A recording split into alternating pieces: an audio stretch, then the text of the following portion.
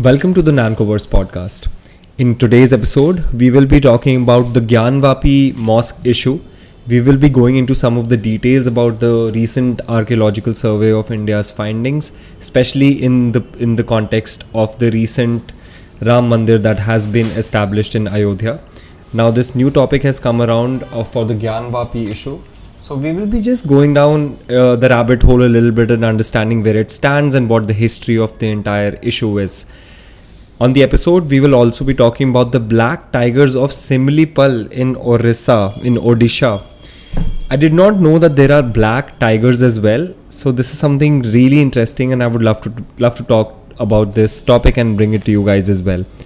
We will also be talking about a recent move by the IRDAI, which is the Insurance Regulatory Development Authority of India, and it has to do with 100% cashless system being introduced in the health insurance sector, which sounds interesting. Health insurance is something that I personally would want to get more information about.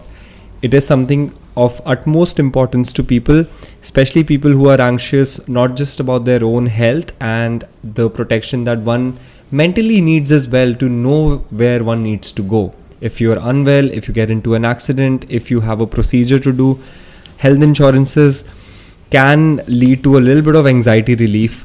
Thankfully, God's grace, I haven't yet utilized a health insurance in my life. However, I think having one that really relieves you. So this is one story that I would like to cover, considering the amount of people that don't have health insurance as well. I don't know how many people who are listening to this have health insurance for themselves. This new system seems to be it seems to be an inclusionary method to help insurance holders to be able to check themselves in case of an emergency and also for a planned procedure. So this is something that I would like to read about. Before starting today's episode, I would like to thank all the listeners who listened to the previous episode with Dr. Anamika Datta. I think the audio on that was a little not that good, to be honest. I recorded that at my relative's place.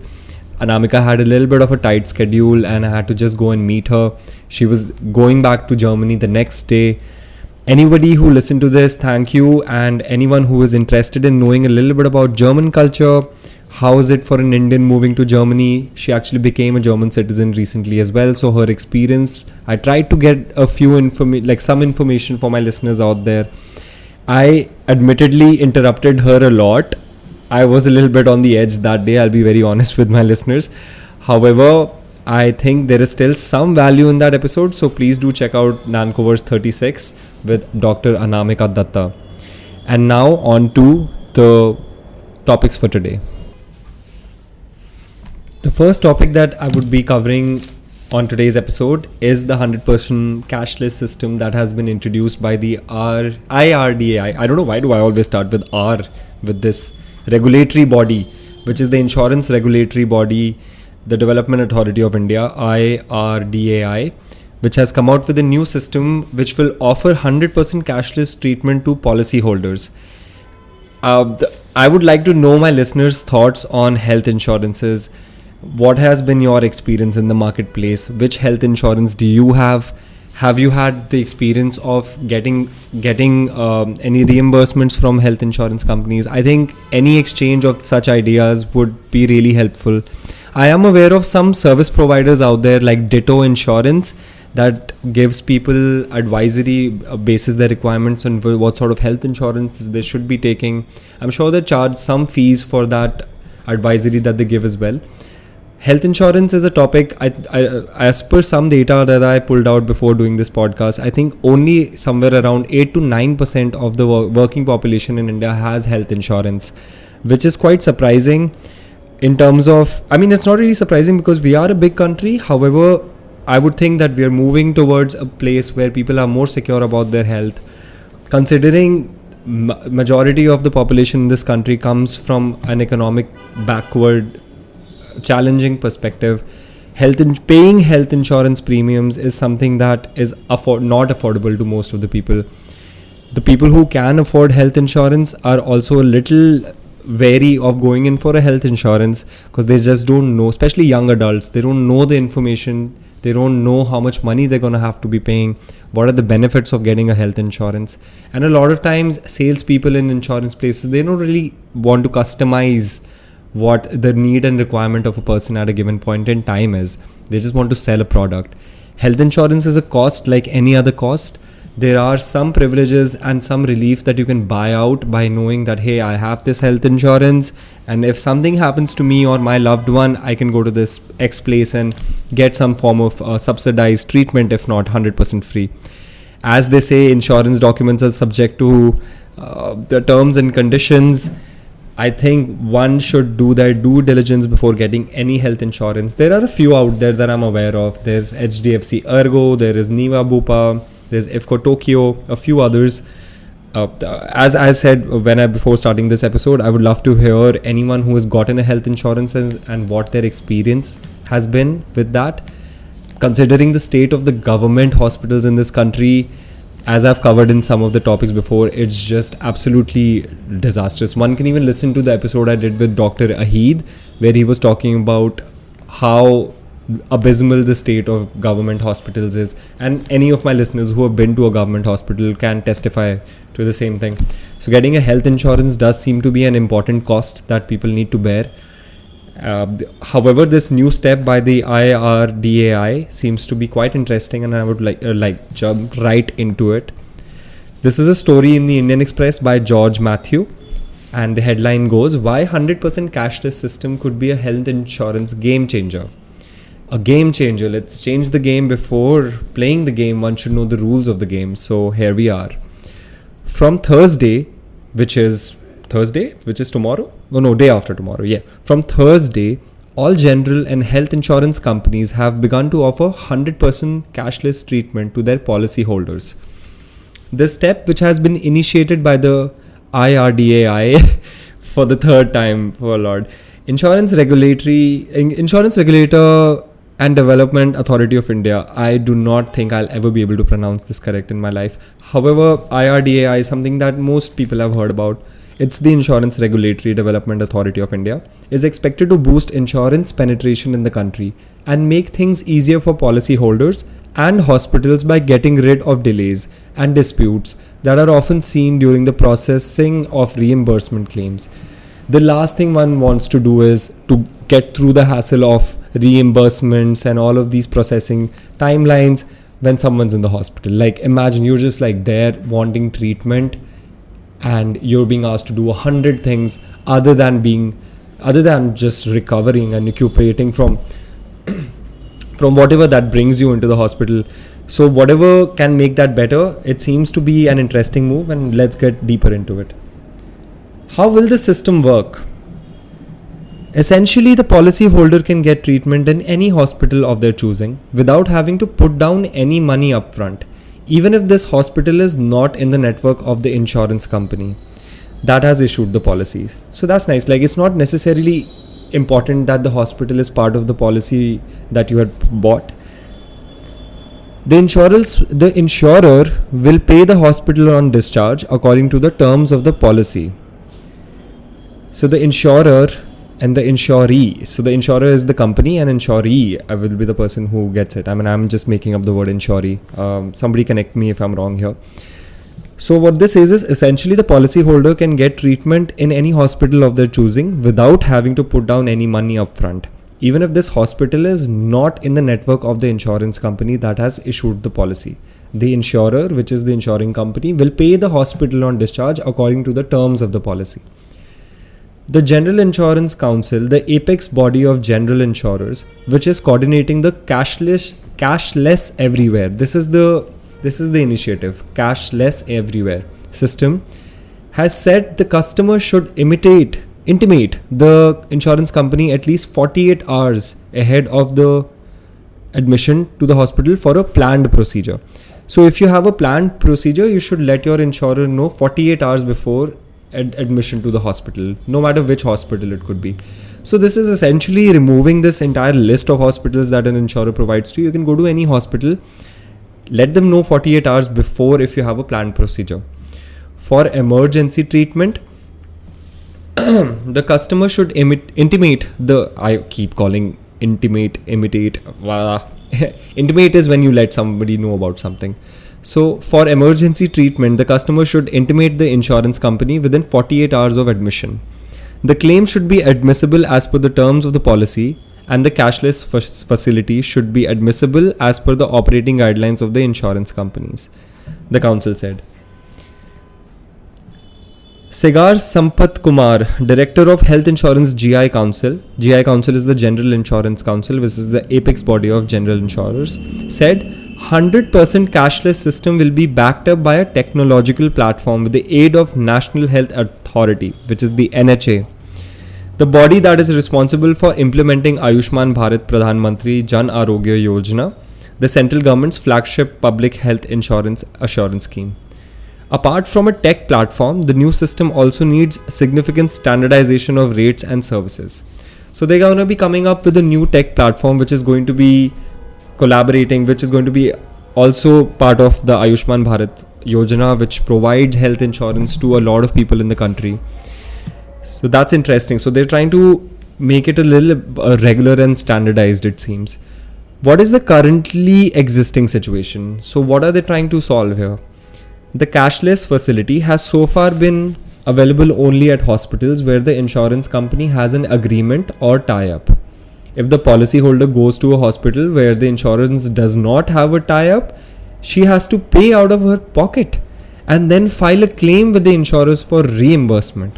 What a horror. Like, I thankfully hadn't had to go to through a position like this, but just having like the anxiety one feels that, hey, is this hospital part of, I need an emergency intervention by a doctor, and here I am fighting with my insurance person that I pay. So this sounds good. Policyholders in rural and semi-rural areas find it especially difficult to access network hospitals for cashless treatment. Can only imagine the horror for people living in rural areas where there's no tie-ups for most of the health insurance providers. Hospitals often ask for hefty deposits to begin treatment. This line captures the essence of most people's anxieties, which is that, hey, I'm here to get a treatment and I have to deposit a hefty sum to begin the treatment. If the bill is high, many patients struggle to raise funds and could end up borrowing at exorbitant rates of interest, especially in the rural areas. This is a real phenomena. And these days, even the urban phenomena with the rise of digital lending, which is something that one should be very aware of. The reimbursement process can take weeks and lead to difficulties and frustrations for patients and their families. Customers complain that the insurers make arbitrary cuts in the claim amount or reject claims on various pretexts. This happens a lot of times. Today, only about 63% of customers opt for cashless claims, while the others have to apply for reimbursement as they might be admitted to hospitals that are outside their insurers. So at this point, only about 63% of customers opt for cashless claims, while others have to apply for reimbursements. So applying for reimbursements is something that they want to get away with, especially given that there are so many times where there are just arbitrary cuts and claim for the claim amount, and even claims are sometimes even rejected. I don't know if any of my listeners have faced this personally. I would love to hear your testimony about this. Will the cashless everywhere system boost insurance penetration? That's an important question to ask as well. Will this move make more people softer, will it make health insurance more approachable in a sense, especially to the younger population? Insurance officials said the system is a win-win-win for hospitals. 3 win-wins they put. Win-win-win. Okay. Insurers, policyholders can be a game changers for the health insurance industry. So what it's trying to say is that it's going to be a win-win for all. I don't know why have they written 3 wins here, but it's a win-win as most people say it mostly. I could be wrong here. So it's a win-win for hospitals, insurers and policyholders. Okay, these are the 3 parties involved. So one party is the hospital, the other party is the insurers and the policyholders. Insurers are the insurance providing company, policyholders are you and me, hospitals are hospitals. Can be a game changer for all 3 involved. If implemented well, it will dramatically improve the insured experience, which will in turn aid its increasing penetration. It will encourage more customers to opt for health insurance, We also see this as a step towards reducing and in the long term eliminating fraud, which has been plaguing the industry and reducing trust in the system like any other system.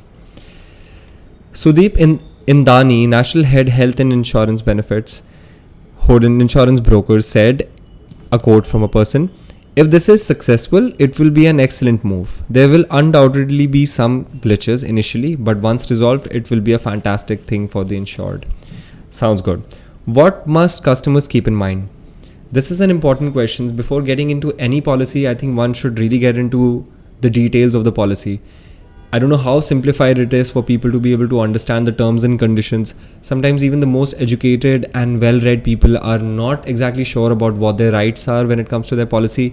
They just want to be able to get an insurance that provides them that mental protection. But when you actually need to get your reimbursements and your claims made, there is a lot of times we don't get into the details and there is a lot of cuts and arbitrary cuts in the claim amounts. So what should a customer keep in mind? Insurers pay only up to the sum assured in the policy. So if you have a cover of rupees 5 lakhs, the insurer will pay the hospital a maximum of 5 lakh during the year. For some illnesses, there is a waiting period of 2 to 3 years before the insurance cover becomes applicable. Not all policies cover all illnesses, and there is sometimes a ceiling on how much the policyholder can spend on tariff of a hospital room. All customers and especially new ones must read the policy documents carefully and pick the plan that covers the most illnesses, that has the least waiting period, and offers the best value in terms of sum assured and annual premium. I think this last paragraph is quite an educational provider for people, especially if they're new policy holders, somebody who doesn't have health insurance at this point, which is most of us, and they're looking to get a good health insurance. There's not really a particular health insurance that I am personally suggesting to anyone or anyone else. One should do their due diligence. However, one should look out for the policy documents and pick the plan that covers the most illnesses, has the least waiting period, and offers the best value in terms of sum assured and annual premium. So last year, there were about 2.36 health insurance claims claimed in the country. And that seems like a lot of claims. I hope nobody really needs health insurance, but at some point, I think one should really think about where they need to go if they get into a situation. Health insurance is an important aspect of life in today's times. It's 2024, guys. Let's wake up to the realities of our world. Yes, most of the times it's kind of difficult to even it's so annoying to think that, hey, I pay to so many taxes and file taxes every year, and there's road tax and there's indirect taxes and there's so much expenditure. Even a jar of ghee costs so much money. If I just want to buy some fat from the market, either I get some real highly processed stuff which is cheap, or I get some real stuff like ghee, butter, extra virgin olive oil, any of these things.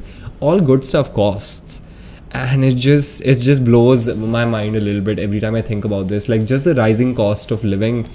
My grandparents were just so ambitious when it came to life. They'd make $50 a month and still have 7 kids, and here just having this thought of one kid in a city like Delhi just completely it's hey, where will I get the money for? And now you have to pay for health insurance and education and 100 things. I think this might be starting to sound like a rant, but I would love to hear from you guys about what your experience has been with health insurance. What do you think are the steps that can make it a better process? Do you think the 100% cashless system could be a game changer? Do you think it is something that's going to entice more people to apply for health insurance, considering that there are some standardized rules and one doesn't have to go with a list of the list of the hospitals that the insurers is provider. So this was an interesting story, and I'm glad that we got into it. And now on to the next one. Okay, so the next topic that I would like to talk about on the episode would be about currently under dispute. This is a case which is pending in the Supreme Court, and the Archaeological Survey of India has recently come out with a survey. Basically, they've come out with the finding that there was a temple on the same spot where the Gyanvapi Mosque is currently. The story is even more interesting because of the recent Ayodhya temple that was consecrated, the Ram Janmabhoomi temple, which was inaugurated by Prime Minister, none other than Prime Minister Narendra Modi himself. And that was a cause for big celebration in the city, in the entire country, and a lot of people who are worshippers of, who are believers, they were ecstatic. There were many people who were like, just calling it the second Diwali. Everybody was happy, and people got what they wanted. 2019, I remember I was even at the Supreme Court when the judgment was rolled out, and I met with some people and I spoke to some people. So now we have the temple in Ayodhya. Now there is this other mosque which is under dispute. It's the Gyanvapi Mosque, and now one of the bodies which is called the Archaeological Survey of India, which has come out with a finding saying that yes, that there was a temple before the mosque. So I would just want to get a little bit into the details of the case. This is going to be a slightly longer discussion, and this will go into like what the report says and what are the ramifications of that, and what was some of the historical findings from some of the writings that are there. This article has been co-written by Apurva Vishwanath and Arjun Sen Gupta in the Indian Express, and it reads: ASI opinion on Kashi Mosque, legal questions. Report will likely be contested. Supreme Court view on 1991 law remains key. We'll even get into what the 1991 law talks about and what could be the ramifications for this ASI findings for this particular case. The ASI, which is the Archaeological Survey of India, which was asked to ascertain whether the Gyanvapi Mosque was, quote, constructed over a pre-existing structure of a Hindu temple, submitted its report to the Varanasi District Court in a sealed cover last month. Copies of the report were given to both the Hindu litigants, who have claimed that the mosque was built on the site of the original Kashi Vishwanath temple after its destruction in the 17th century, and the Muslim side said on Thursday. The ASI has confirmed that the mosque was built above a pre-existing temple that, quote, had a big central chamber and at least one chamber to the north, south, east, west, respectively. The question that comes to mind is, how significant is this report in the ongoing... I'm sorry, my headphones fell. So the question that comes to mind is, how significant is this report in the ongoing litigation over the Kashi Vishwanath temple, Gyanvapi Mosque complex? I don't know if any of my listeners have been to this complex. I personally have gone there. I've seen it. I've visited both the temple and the mosque. This was about 3 years back. Expert opinion. The 800-odd page ASI report would be considered expert evidence. So this is an expert evidence by a body that can be contested in court and need not simply be taken at face value by the court. The parties in the civil suit will bring witnesses to testify, who will be cross-examined by other side. Historians, archaeologists, epigraphists, witnesses of facts, and expert witnesses with religious knowledge will be presented before the court. So it will be a mix of experts from different sort of backgrounds that will be talking about this. Interesting. The Babri Masjid Ram Janmabhoomi case. The ASI in the Babri Masjid Ram Janmabhoomi case, the ASI's findings on the use of lime surkhi were interpreted differently by the two sides. So in the Ram Janmabhoomi case that I was talking about earlier, there were an ASI finding which were talking about the use of surkhi, which has limestone. The Muslim side argued that lime surkhi is a typical material used in Islamic structures. Senior advocate C.S. Vaidyanath, who appeared for the Hindu side, contested this and cited evidence from testimony of experts. The Hindu side relied on the depositions of archaeologist Suraj Bhan, who said that it is correct to say that lime water was found to have been used in the 3rd century AD during the Kushana period in Takshila in Pakistan. Kushana period, interesting. And the archaeologist Dr. Jaya Menon, who said lime mortar was definitely used from Neolithic period. So what this is saying is that during the Ram Janmabhoomi case, there were also experts that were testifying in the court, talking about how this particular material was used, and it was not just something that was used in Islamic structures, but also something that has been used for many centuries before that. So these experts who come and testify about these things kind of help the court ascertain as to what exactly needs to be done. However, for this Gyanvapi Mosque case, I think there is a little bit more, which we'll get to the 1991 law about this. Court's determination. So what is the court determine? Essentially, the courts will have to determine first whether the ASI report can be relied upon conclusively, and then what the existence of a Hindu temple means to the religious character of the mosque on August 15th, 1947, which happens to be the date of India's independence. An ASI report from 2003 was cited in Babri Ram Janmabhoomi suit, and in its 2019 decision, the Supreme Court did not completely rely on the ASI report, but it might have been influenced by it. A finding of the title cannot be based in law on the archaeological findings which have been arrived by at the ASI. Between the 12th century, to which the underlying structure is dated, and the construction of the mosque in the 16th century, there is an intervening period of 4 centuries. No evidence available on the cause of destruction of the underlying structure and whether the pre-existing structure was demolished for the construction of the mosque. Title to the land must be decided on settled legal principles and applying civil evidentiary standards which govern a civil trial, the Supreme Court had said. So this was something that was said for the Ram Janmabhoomi case. What is the way forward for this particular case? First, the preliminary issue of maintainability. Whether such a suit can even be filed will have to be conclusively decided by the Supreme Court. This issue, however, rests on the fate of the Places of Worship Act. This is the act that we were talking about at the start of the discussion, which was the 1991 Act, Places of Worship Act.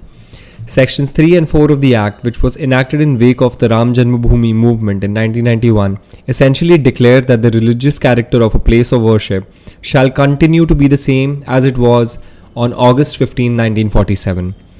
I repeat, it shall continue to be the same as it was on August 15, 1947, and that no person shall convert any place of worship of any religious denomination into one of a different denomination or section.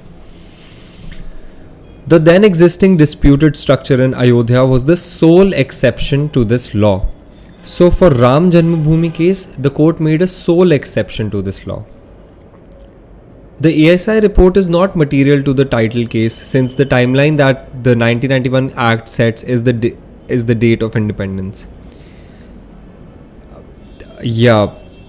So the court made an exception for the Ram Janmabhoomi case. The Gyanvapi District Court has rejected this challenge to the maintainability, and the Supreme Court orally observed in 2002 that, quote, finding the nature of the religious place is not barred under the Act of 1991.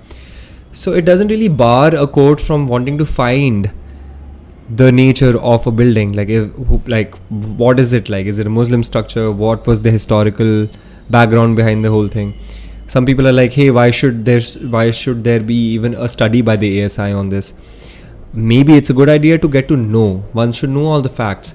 However, I hope, and everyone hopes, that the law is upheld and no law is taken into anyone's hands and no people die because of these things.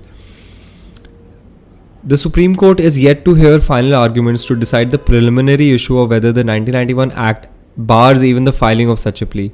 So far, only oral observations have formed the basis of their argument. Separately, a constitutional challenge to the 1991 Act on the grounds that it introduces an artificial timeline remains pending before the court. In 2019, the Supreme Court indicated that the case could be referred to a larger constitution bench, but the centre is yet to file its response. In a situation where the 1991 law ceases to exist, if, for example, the Supreme Court strikes it down or if Parliament reviews it, the relevance of the ASI report could change significantly. Say if they were to come down with the 1991 law, then this case could actually have some basis to it. Currently, there is that Places of Worship Act which is protecting the mosque at this point in time, and this would be something that can be taken subjectively by different groups of different religions.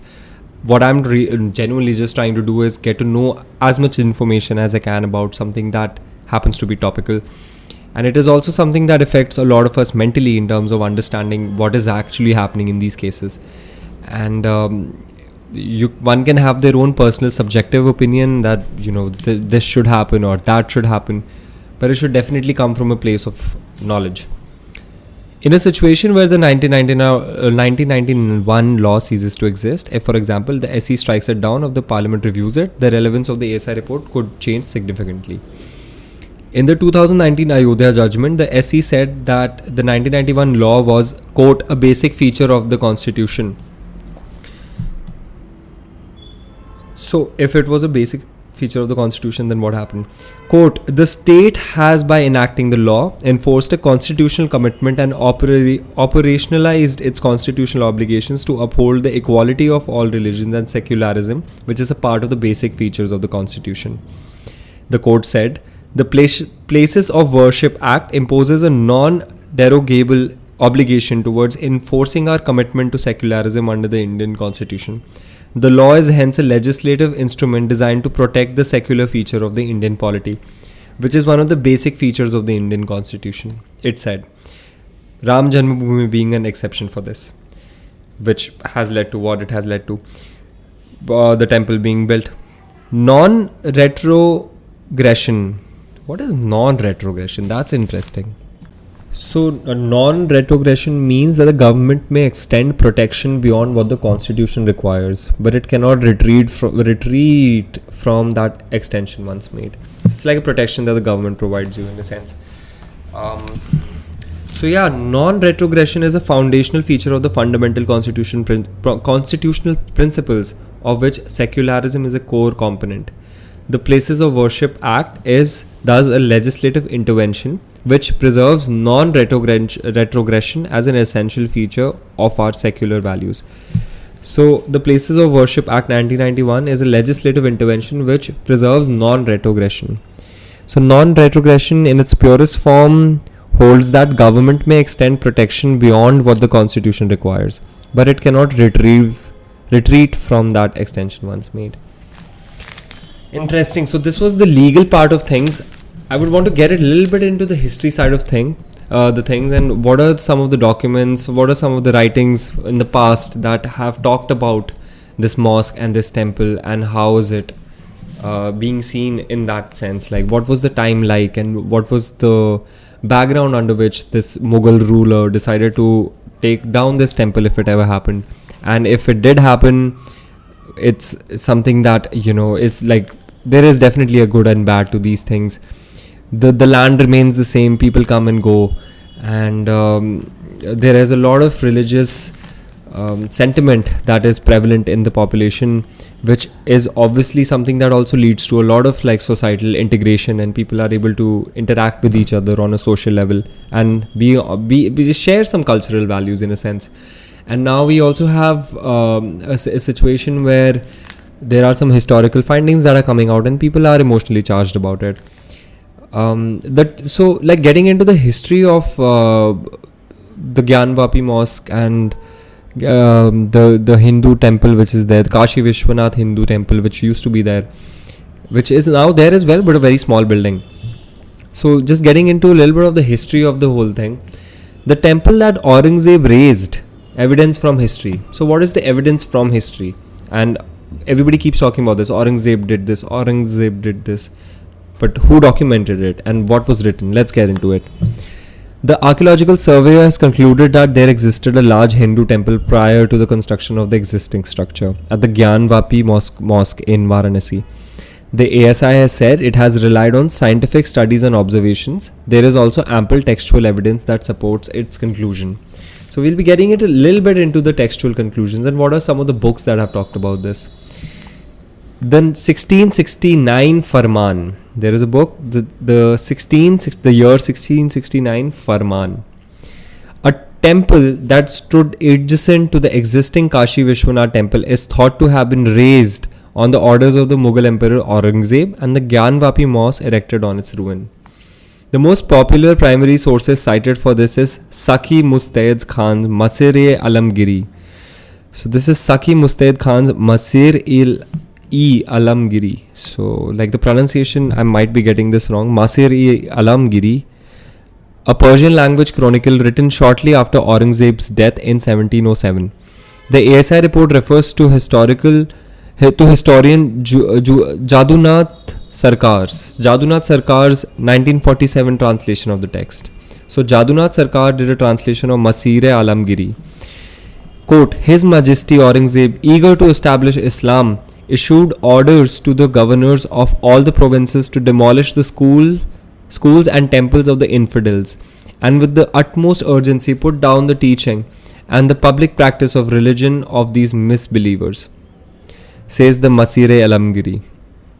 The royal farman issued in Aurangzeb's 12th regnal year on April 9th, 1669 led to the destruction of both the Vishwanath temple in Kashi and the Keshav Dev temple in Mathura. So there's Keshava Dev temple in Mathura and Vishwanath temple in Kashi. Sarkar interpreted that this as part of Aurangzeb's larger attack on Hindustan. Historian S.A.A. Rizvi wrote that Aurangzeb's reign was marked by a gradual departure from Akbar's policy of coexistence. In 1665, he fixed the customs duty on imports by Hindu traders at double the rate payable by Muslims, and 2 years later altogether abolished custom duties for Muslims. So Aurangzeb seemed to be a very hardliner person who was making life difficult for his population, especially the Hindu population.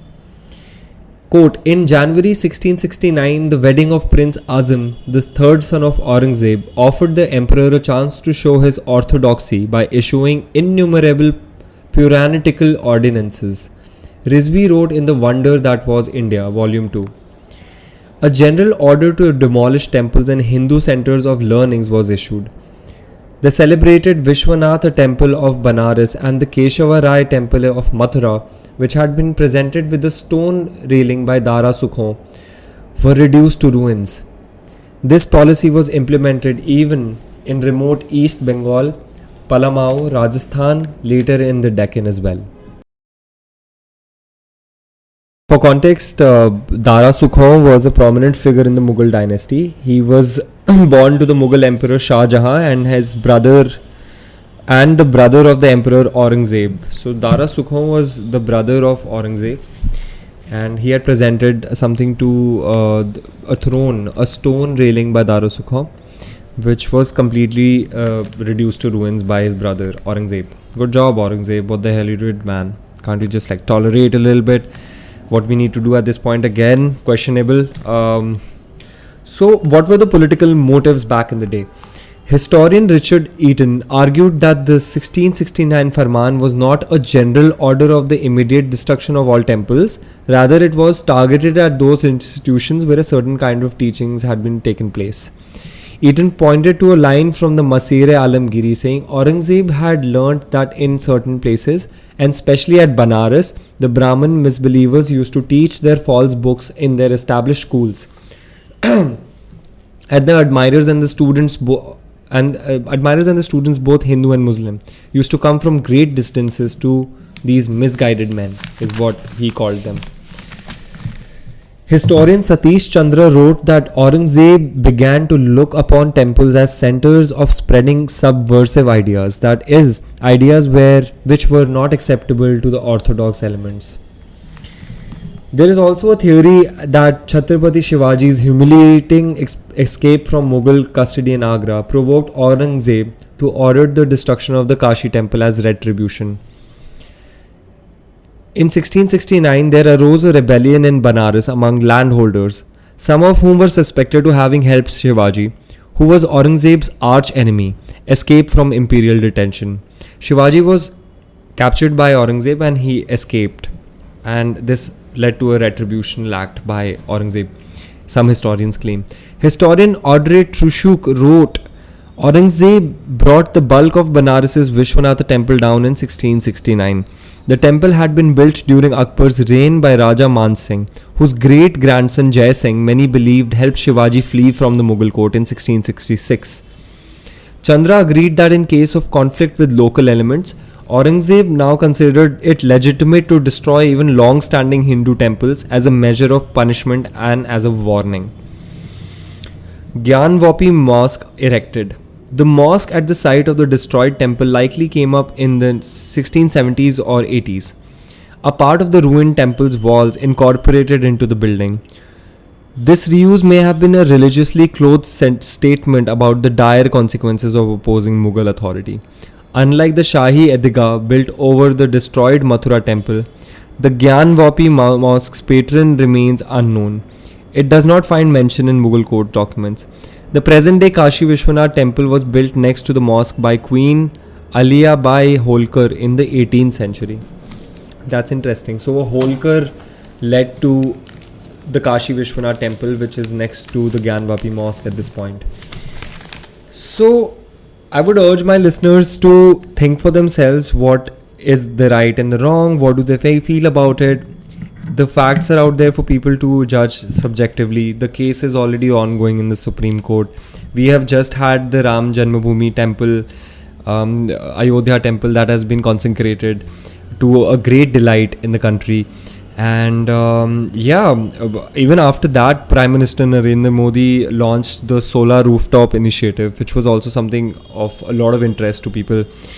This is an interesting topic, and I'm just curious about what people think about this. What are your thoughts? I would love to know your thoughts. Let me know in the comment section. You can DM me, and feel free a little, like one should be able to talk about these things. If anyone who is listening to me is a Muslim, person, they might think that, hey, he's talking about these things, so maybe he's saying that, hey, now the Gyanvapi Mosque should be brought down and now there should be a temple, is what Naman is saying. I'm not saying anything. Nor am I saying to the Hindu population that, I'm here for the temple in Kashi Vishwanath and take down the Gyanvapi Mosque. I'm no one to say these things. I'm somebody who's curious. I just want to know what's going on. And may the best sense prevail. Sometimes it is important to think for yourself, and this is definitely one of those cases. Moving on, I would like to talk about the topic that I actually really wanted to read about the entire time. This is a very interesting story about black tigers. I did not know that black tigers existed. Did you guys know about this? So there is this new tiger safari that the Orissa government is kind of coming out with. Chief Minister Naveen Patnaik, who's also known for his hockey efforts, which is really cool. He's coming out with this new safari, which will take people to show these black tigers. They're not exactly black. They look a little like, I'll post a picture on the video. They basically belong to a unique lineage with higher than normal levels of melanin. That's like regular people as well. Like, we have white people, black people, brown people. We're all the same with different levels of melanin in us.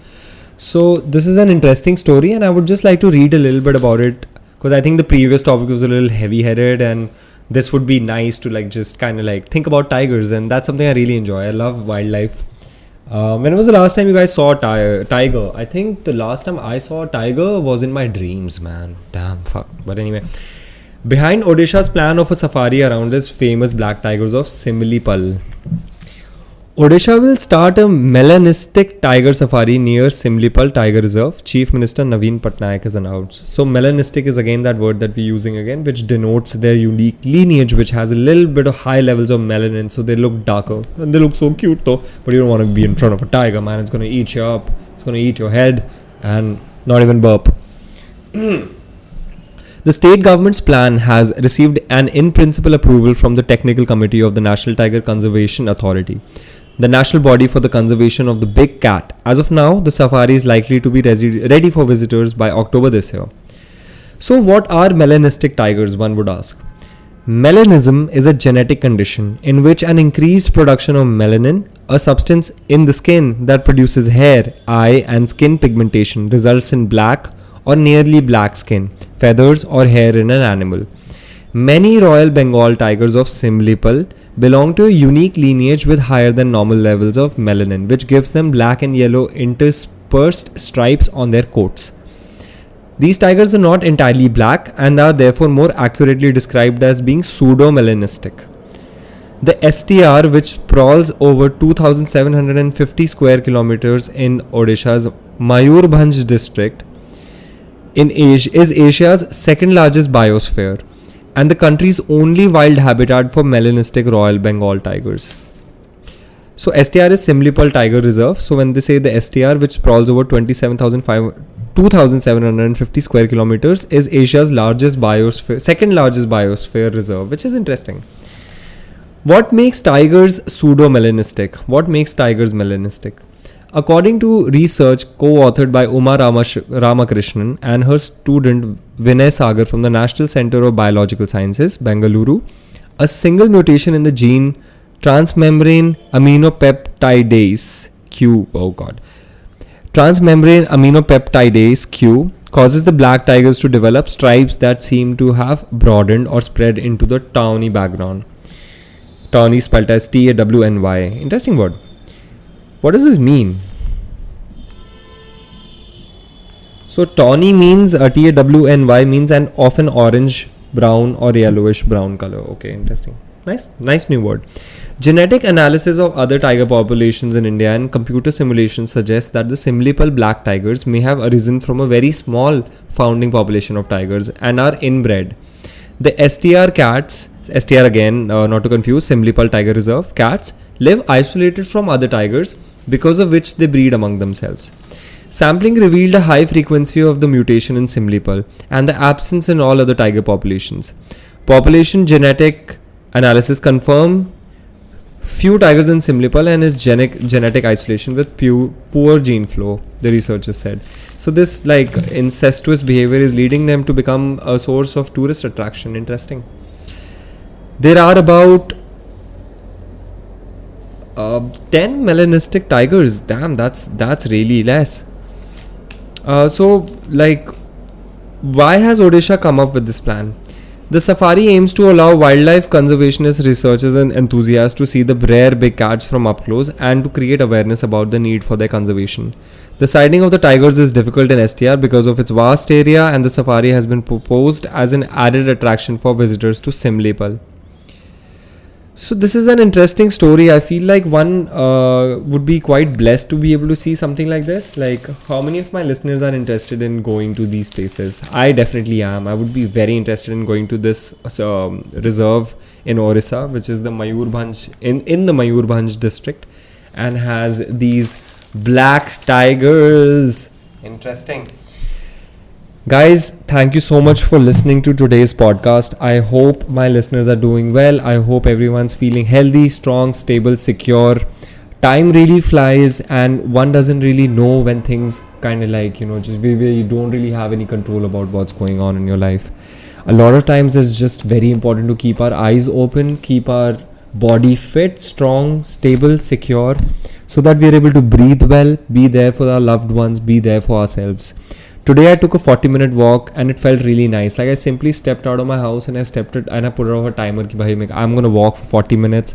Nothing in the middle. This was after work, and just taking out the little time for yourself sometimes can be like the change that you need in your life, that to change the momentum, to get into that good momentum. That's something that has benefited me a lot of late.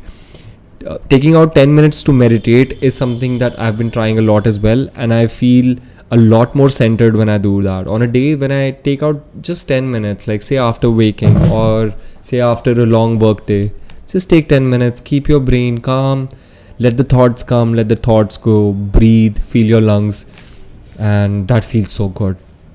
I hope you guys are liking the podcast. The audio on this must be better. I'm looking to do more interviews with very interesting people, so keep listening to the NancoVerse podcast. Consider subscribing to the YouTube channel. Do put a heart on. Do follow the podcast on Spotify and give us a 5-star rating on Apple Podcasts if you're listening it there. I would urge everyone to share the episode with anyone that you think might like the content. And if anyone benefits from this, please do let me know in the comment sections. My comments have not been there. I have had 0 comments, but I've had people DM me and talk about some of the things that I've talked about. So I really appreciate that. And please forgive me if the audio in the previous episode was not good. I will try and make sure that the interview podcasts don't have bad audio. Sending everyone love, hugs, and a lot of cheer for the new year. I hope that you achieve all your goals, and I hope that you take care of your loved ones. Take care. Jai Hind. Bye bye.